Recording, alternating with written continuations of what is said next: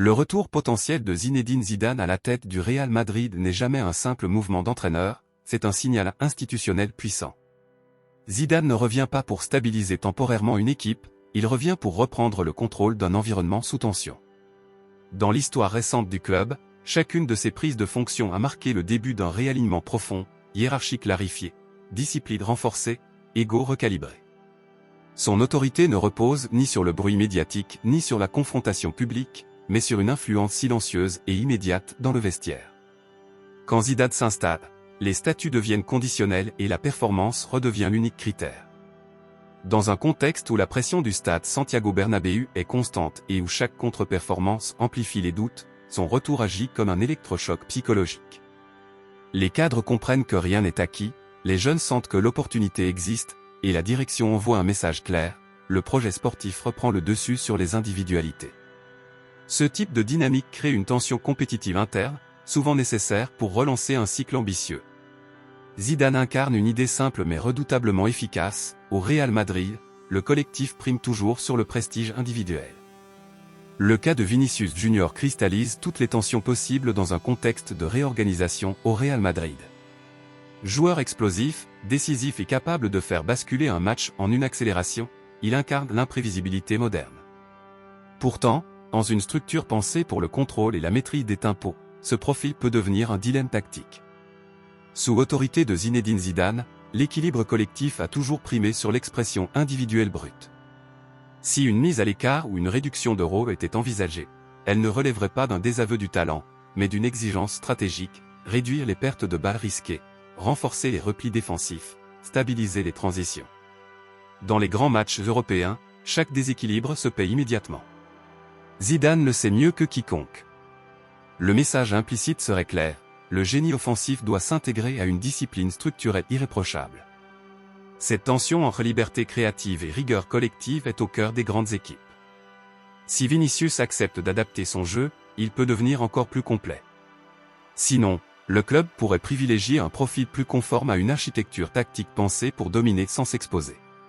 Au stade Santiago Bernabéu, le silence institutionnel n'est jamais un vide, c'est une stratégie.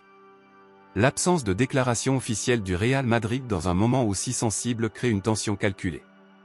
Dans un club où chaque mot déclenche des cycles médiatiques incontrôlables, ne rien dire devient un outil de pouvoir. Cela permet de garder le contrôle du récit, d'éviter l'escalade émotionnelle et surtout d'observer les réactions internes.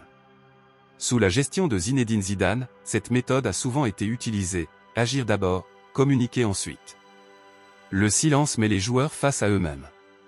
Ils testent leur loyauté, leur mentalité et leur capacité à répondre sur le terrain plutôt que dans la presse. Ils protègent aussi l'institution d'un conflit public qui fragiliserait son image. Dans ce contexte, l'absence d'explication officielle n'est pas un signe d'hésitation, mais de maîtrise. Elle maintient une pression productive dans le vestiaire, pousse chacun à élever son niveau et rappelle que les décisions se prennent à huis clos. Au Real Madrid, le silence n'est pas une faiblesse, c'est une démonstration d'autorité. Une décision forte au sein du Real Madrid ne produit jamais un effet neutre, elle fracture ou elle soude. Tout dépend de la légitimité de celui qui tranche. Avec Zinedine Zidane, l'impact psychologique est particulier, car son autorité repose sur son histoire et son palmarès. Lorsqu'il redéfinit une hiérarchie, le vestiaire comprend que le statut ne protège plus personne. Cette remise à niveau permanente peut créer une tension inconfortable, mais elle stimule la compétitivité interne. Les cadres doivent prouver qu'ils restent indispensables, les remplaçants sentent qu'une porte peut s'ouvrir, et l'intensité des entraînements monte d'un cran. Cependant, toucher à un joueur influent peut aussi provoquer des lignes invisibles, affinité, loyauté, doute silencieux. La clé réside alors dans la cohérence des choix et la clarté du projet sportif. Si la décision s'inscrit dans une vision collective compréhensible, elle devient un catalyseur de performance. Sinon, elle peut fragiliser l'équilibre émotionnel du groupe. Au Real Madrid, l'histoire montre que les périodes de domination ont souvent commencé par une rupture assumée. La tension initiale se transforme alors en moteur, et le vestiaire, sous pression, se réorganise autour d'un objectif commun, gagner coûte que coûte. Si cette dynamique se confirme, elle pourrait marquer le point de départ d'un nouveau cycle au Real Madrid.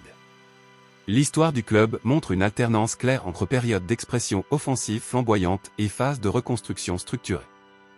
Le possible retour de Zinedine Zidane s'inscrirait davantage dans la seconde logique, rétablir l'ordre, renforcer la discipline tactique et reconstruire une colonne vertébrale compétitive capable de durer.